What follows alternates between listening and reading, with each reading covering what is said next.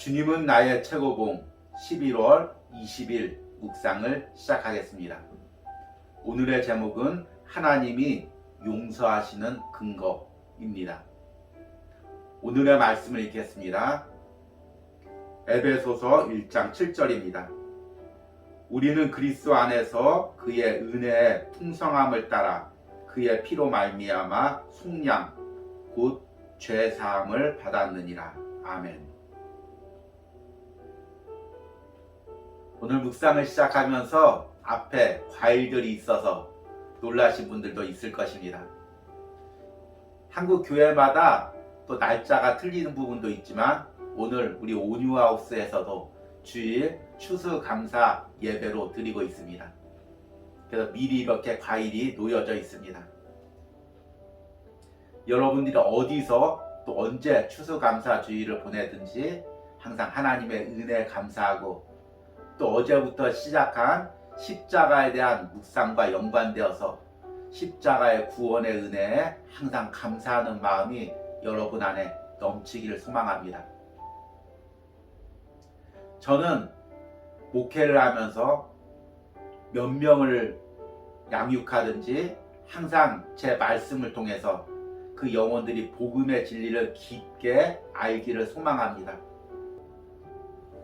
하나님이 저를 통해 영혼들을 가르치고 양육할 때, 또 이렇게 영상으로 말씀을 전할 때 그 말씀을 듣는 영혼들이 복음을 깊게 알고 11월의 주제처럼 복음의 진리에 반응하는 삶을 살기를 원합니다. 그 복음을 깊게 안다는 것은 예수님의 십자가를 깊게 안다는 것입니다. 왜 하나님의 아들이 십자가에서 나의 죄 때문에 죽을 수밖에 없었는지, 그리고 그 십자가의 죽음으로 내 영혼에 미치는 영향력이 무엇인지, 그리고 내가 그 십자가를 붙들고 어떻게 죄와 싸워서 이기며 살아가야 될지, 이것을 아는 것이 복음을 깊게 아는 것이고 복음의 진리에 반응하는 것입니다. 우리는 어제부터 죄와 또 십자가에 관련해서 묵상을 하고 있습니다. 어제 묵상의 제목은 성령의 책망을 받을 때였습니다. 성령이 책망하는 죄란 하나님과의 관계에서 내가 하나님을 거역하고 내 뜻대로 산 죄입니다. 이 죄의 심각성을 깨닫고 이 죄 때문에 예수님이 십자가에서 죽으셨다는 걸 아는 것, 이것이 복음의 진리를 아는 것이고 복음의 진리에 반응하는 것입니다. 오늘 말씀의 제목은 하나님이 용서하시는 근거입니다. 우리 입장에서는 우리가 쉽게 죄 용서를 받은 것 같지만 하나님 입장에서는 그 독생자 예수 그리스도를 십자가에서 비참하게 죽게 할 만큼, 피 흘려 죽게 할 만큼 엄청난 대가를 치르셨다는 것입니다.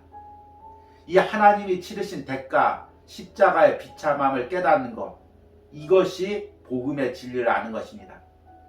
오늘 읽은 에베소서 1장 7절에도 우리는 그리스도 안에서 그의 은혜의 풍성함을 따라 그의 피로 말미암아 속량 곧 죄사함을 받았느니라. 우리가 구원받은 것은 우리의 입장에서는 은혜이지만 예수님께서는 십자가에서 그 대가로 피 흘리셨다는 것입니다.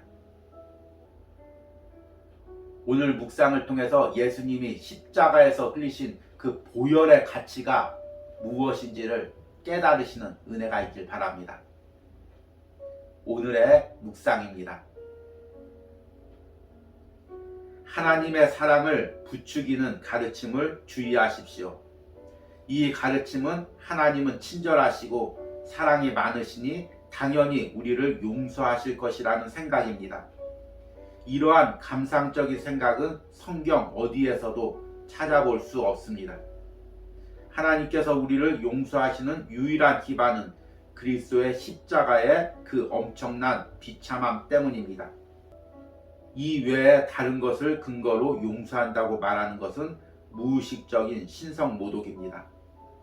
하나님께서 주의 은혜 가운데 죄를 용서하시고 우리를 다시 새롭게 세우실 수 있는 유일한 근거는 그리스도의 십자가밖에 없습니다.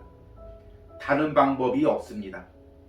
우리가 쉽게 받아들이는 하나님의 용서는 갈보리의 고통의 대가를 치른 것입니다. 이에 우리의 단순한 믿음과 함께 죄사함, 성령의 선물, 우리의 성화가 가능해졌습니다.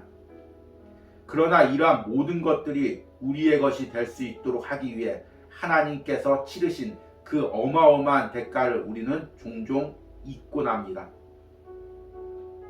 용서는 하나님의 은혜의 기적입니다. 하나님께서 죄를 용서하시면서 동시에 거룩하신 하나님이 되시기 위해 예수 그리스도의 십자가라는 대가를 치르셔야 했습니다. 속죄를 무시하면서 하나님의 사랑을 말하는 그러한 견해를 받아들이면 안 됩니다. 하나님의 계시에 의하면 하나님은 속죄 없이 우리의 죄를 용서하실 수 없습니다. 만일 속죄 없이 죄를 용서하시면 하나님 자신이 하나님의 속성의 모순이 되는 것입니다. 따라서 우리가 용서받을 수 있는 유일한 길은 속죄에 의해 하나님께 돌아가는 것입니다. 하나님의 용서는 이러한 초자연적인 영역에서만 자연스러운 것이 됩니다. 죄사함의 기적과 비교할 때 성화의 체험은 아주 작은 것입니다. 성화는 단지 우리의 죄사함을 우리의 삶 가운데서 놀랍게 표현하는 것입니다. 인간의 가장 깊은 곳에서 감사의 마음이 일어나게 되는 것은 하나님께서 나의 죄를 사해 주셨다는 사실 때문입니다. 바울은 결코 이 사실을 잊은 적이 없었습니다. 만일 당신이 하나님께서 당신을 용서하기 위해 치르신 모든 대가를 깨닫기만 한다면 당신은 하나님의 사랑에 사로잡히게 될 것이며 그 사랑에 의해 강권될 것입니다. 아멘.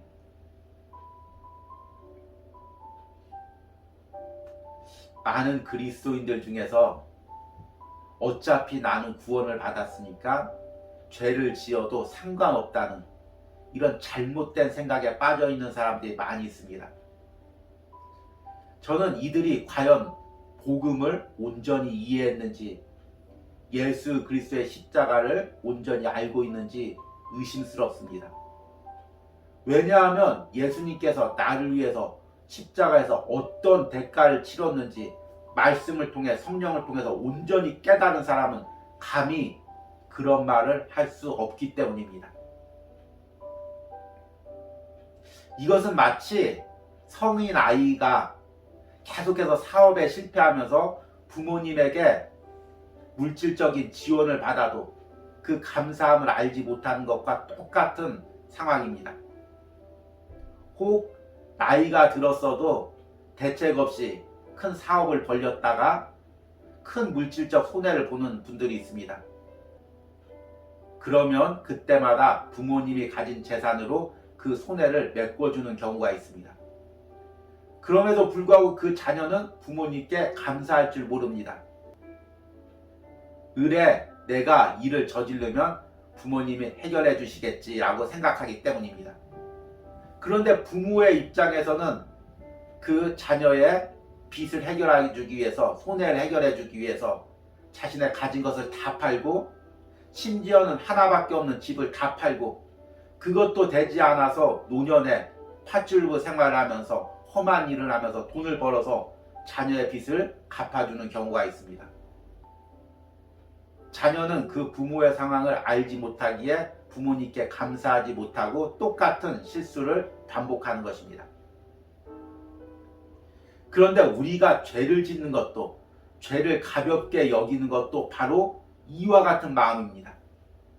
하나님 입장에서는 우리를 구원하기 위해서 독생자를 십자가에 내어주시고 그 모진 아픔을 당하셨는데, 우리 입장에서는 예수님께서 나를 위해서 십자가에서 피 흘렸으니 나는 구원받았다, 이제 끝났다, 죄를 지어도 괜찮다, 이렇게 생각하는 것입니다. 이것은 다시금 예수님을 십자가에 못 박는 범죄인 것입니다. 오늘 묵상에서 저자는 우리 죄를 용서하기 위해서 하나님께서 예수 그리스도를 십자가에서 어떤 대가를 치르게 하셨는지를 이야기합니다. 하나님의 사랑을 부추기는 가르침을 주의하십시오. 이 가르침은 하나님은 친절하시고 사랑이 많으시니 당연히 우리를 용서하실 것이라는 생각입니다. 이러한 감상적인 생각은 성경 어디에서도 찾아볼 수 없습니다. 하나님께서 우리를 용서하시는 유일한 기반은 그리스도의 십자가의 그 엄청난 비참함 때문입니다. 그 외에 다른 것을 근거로 용서한다고 말하는 것은 무의식적인 신성 모독입니다. 오늘 묵상해 보니까 저자가 하나님께서 우리를 용서하시는 근거는 그리스도의 십자가의 그 엄청난 비참함 때문이라고 이야기하고 있습니다. 예수님께서 성육신 하신 것, 힘든 삶을 사신 것, 십자가를 지고 갈보리까지 오르신 것, 모든 조롱과 모욕을 당하시고 십자가에서 피 흘리신 것, 고통당하신 것, 그리고 결국 죽으신 것, 이 모든 것이 우리의 죄 때문입니다. 우리 죄를 용서하시기 위해서 하나님께서 예수 그리스도를 그렇게 비참하게 만드신 것입니다. 그 십자가의 비참함을 깨닫는다면 우리는 결코 죄를 가볍게 여기거나 죄를 우습게 알거나 죄를 반복하는 삶을 살 수가 없습니다. 저자가 이 부분을 다시 이렇게 설명합니다. 우리가 쉽게 받아들이는 하나님의 용서는 갈보리의 고통의 대가를 치른 것입니다. 이에 우리의 단순한 믿음과 함께 죄사함, 성령의 선물, 우리의 성화가 가능해졌습니다. 그러나 이러한 모든 것들이 우리의 것이 될 수 있도록 하기 위해 하나님께서 치르신 그 어마어마한 대가를 우리는 종종 잊곤 합니다. 왜 하나님께서 굳이 예수님의 십자가를 통해서 그 십자가의 비참함을 통해서 우리를 구원해 주셨을까요? 하나님은 천지를 창조하시고 모든 것을 말씀 한마디로 할 수 있는데 그냥 말씀 한마디로 용서한다고 하면 되지 왜 굳이 예수님의 십자가의 그 비참한 사건을 계획하시고 준비하셨을까요? 왜 굳이 예수님을 십자가에서 비참하게 그렇게 죽게 하셨을까요? 이것은 하나님의 속성을 알아야 됩니다. 성경에는 하나님의 속성에 대해서 여러 가지 이야기합니다. 하나님은 거룩하시고 전능하시고 지혜로우시고 선하시고 여러 가지 속성을 이야기합니다. 그런데 하나님의 대표적인 속성 두 가지를 이야기하려면 공의와 사랑입니다. 하나님의 공의는 죄를 지으면 반드시 그 죄를 지은 자에게 대가를 찾으시는 것입니다. 인간이 아담과 하와로부터 죄를 지었습니다. 그래서 인간이 바로 그 죄의 대가를 치러야 됩니다. 그리고 인간은 지옥에 가야 됩니다. 이것이 하나님의 공의입니다. 그런데 한편에는 하나님의 사랑의 속성이 있습니다. 사랑의 속성은 죄를 용서하시는 것입니다. 하나님은 당신의 자녀들이 죄를 지어도 어떤 죄를 지어도 당신의 품으로 왔을 때 사랑으로 품으십니다. 이 하나님의 공의와 하나님의 사랑은 충돌되는 것처럼 보입니다. 그런데 이 하나님의 공의와 사랑을 온전히 만족한 것이 바로 예수 그리스도의 십자가입니다. 하나님의 공의에 의하면 죄는 비참하게 대가를 받아야 됩니다. 그런데 그 대가를 인간에게 찾지 않고 독생자 예수 그리스도에게 찾았습니다. 그래서 십자가의 사건이 비참한 것입니다. 이 부분을 오늘 묵상에서 저자가 이렇게 이야기합니다. 용서는 하나님의 은혜의 기적입니다. 하나님께서 죄를 용서하시면서 동시에 거룩하신 하나님이 되시기 위해 예수 그리스도의 십자가라는 대가를 치르셔야 했습니다. 속죄를 무시하면서 하나님의 사랑을 말하는 그러한 견해를 받아들이면 안 됩니다. 하나님의 계시에 의하면 하나님은 속죄 없이 우리의 죄를 용서하실 수 없습니다. 만일 속죄 없이 죄를 용서하시면 하나님 자신이 하나님의 속성의 모순이 되는 것입니다. 따라서 우리가 용서받을 수 있는 유일한 길은 속죄에 의해 하나님께 돌아가는 것입니다. 결국 오늘 묵상을 통해 여러분들이 깊게 복음의 진리를 깨달아야 될 것이 무엇입니까? 내 죄가 그냥 용서받은 것이 아니라 하나님 입장에서 엄청난 대가를 치르셨다는 것입니다. 그러기에 용서받은 죄인으로서 우리가 죄를 반복하며 산다는 것은 내가 십자가의 은혜를 온전히 체험하지 못한 것입니다. 내 죄 때문에 예수님께서 어떤 대가를 치른 줄 알았다면 내가 이렇게 죄를 반복하며 죄를 우습게 여기며 가볍게 살 수가 없는 것입니다. 앞에 드렸던 예화처럼 내 빚을 갚아주기 위해서 부모가 어떤 대가를 치른 줄 알았다면 이제 나는 함부로 세상을 살 수가 없는 것입니다. 여러분들이 복음의 진리를, 십자가의 진리를 깊이 깨닫고 이 죄와 싸우는 삶을, 죄를 반복하지 않는 삶을 살기를 간절히 소망합니다. 오늘의 적용 질문입니다. 내가 예수님이 십자가에서 치르신 대가를 온전히 이해하지 못하고 죄를 반복하고 있는 부분은 무엇입니까? 이 부분을 고백하시고 죄를 이기게 해달라는 능력을 달라는 기도를 하시기 바랍니다. 우리 기도하겠습니다. 주님, 우리는 은혜로 구원을 받았습니다.